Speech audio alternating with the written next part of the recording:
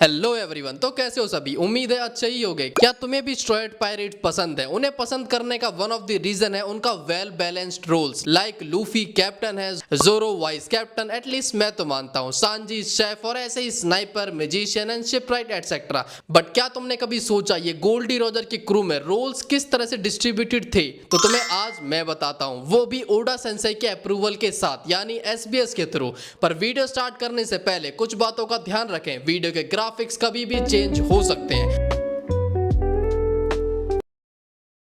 तो अपने रिस्क पर देखें। साथ में अगर तुम एनीमे फैन हो तो चैनल को सब्सक्राइब कर लो इसी तरह की और सारी वीडियोस को देखने के लिए।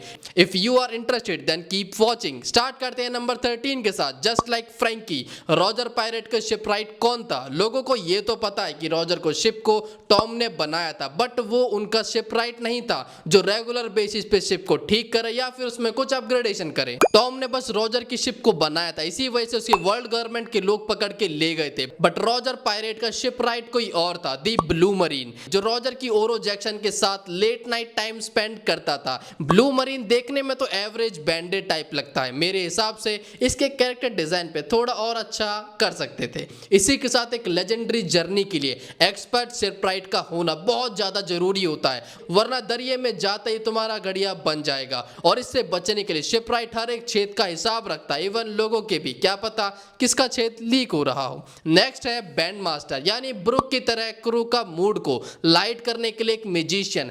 भले ही रॉजर पायरेट में कोई लौंडिया नहीं थी 600 ग्राम से ऊपर की जिसके साथ लोग फ्लर्ट कर पाए, पर जैक्सन बैनर था जो म्यूजिक में एक्सपर्ट है। उसका म्यूजिक ब्रुक की तरह ही हॉकी लाइक इन्फ्लुएंस डालता है, जो वीक विल वालों को हिलाने के लिए काफी है। जैक्सन के ऊपर सभी लोग की नजरें बहुत ज्यादा रहती हैं क्योंकि इसका डिजाइन और मॉर्गन दद्दा का डिजाइन कुछ हद तक सिमिलरिटीज रखते हैं, जिसकी वजह से वन पीस फैंस को लगता है कि जैक्सन ही क्रू के डिसबैंड होने के बाद मॉर्गन बन गया अपने डेल फ्रूट के साथ। बट जैक्सन का एक मैजिशियन होना और फिर बाद में एक जर्नलिस्ट बन जाना, ये दोनों प्रोफेशन मैच नहीं होते। जर्नलिस्ट प्रोफेशन तो वैसे भी मुझे खजाला लगता है। नेक्स्ट रोल स्ट्रेट के क्राइटेरिया से थोड़ा सा ऑफ है पीटर मू, जो एक गनर है, और लूफी के क्रू में कोई गनर नहीं है। पीटर मू रॉजर पायरेट में शिप की वेपनरी संभालता था, लाइक कैनन्स, गन्स और बॉम्ब्स एटसेट्रा। वैसे स्ट्रेट में भी उसाब का इनिशियल रोल यही था, वो एक कैनन को एम करके मल्टीपल शिप को डिस्ट्रॉय कर दिया करता था, और इसी तरह से उसकी स्नाइपिंग स्किल एकदम प्रिसीजन के साथ थी।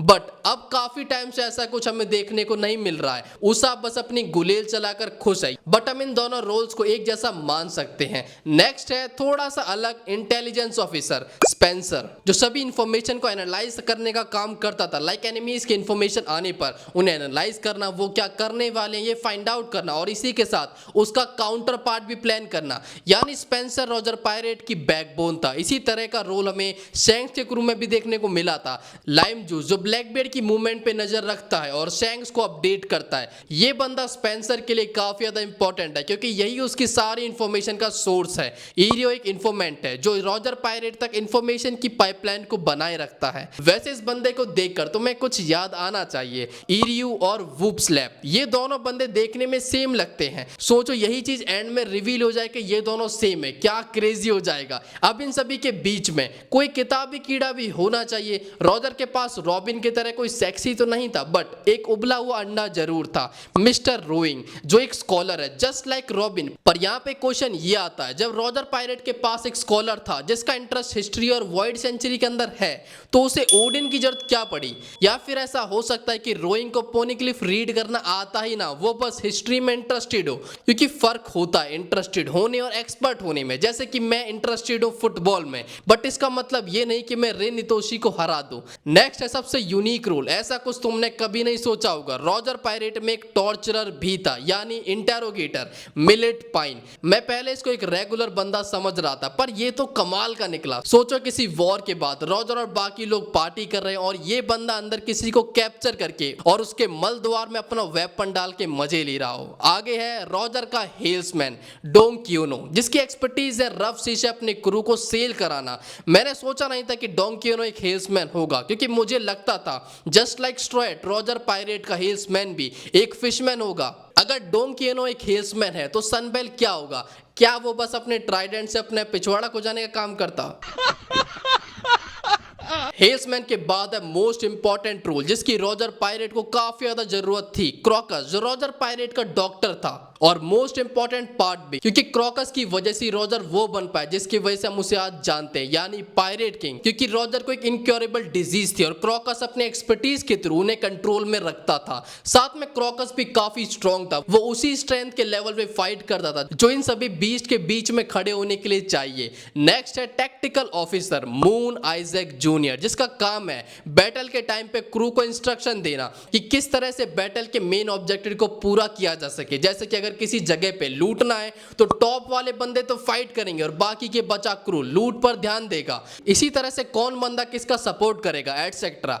बट इन सारे रोल के बीच में क्या तुमने ये नोटिस किया कि यहां पर मोस्ट इंपॉर्टेंट रोल नहीं है जिसके बिना पायरेट क्रू तो क्या तुम्हारा घर भी नहीं चल पाएगा, यानी एक कुक। हमने सारे रोल देख लिए बट रॉजर पायरेट में कुक कौन था उसका नाम तो हमें बताया ही नहीं गया, या फिर बस एक बंदी के ऊपर घर चल रहा था, ओडेन की बीवी। बट उसके आने से पहले रॉजर पायरेट कैसे सरवाइव कर रहे थे, या फिर शायद इसी वजह से रॉजर को ये डिजीज हो गई कि उल्टा सीधा खाने की वजह से।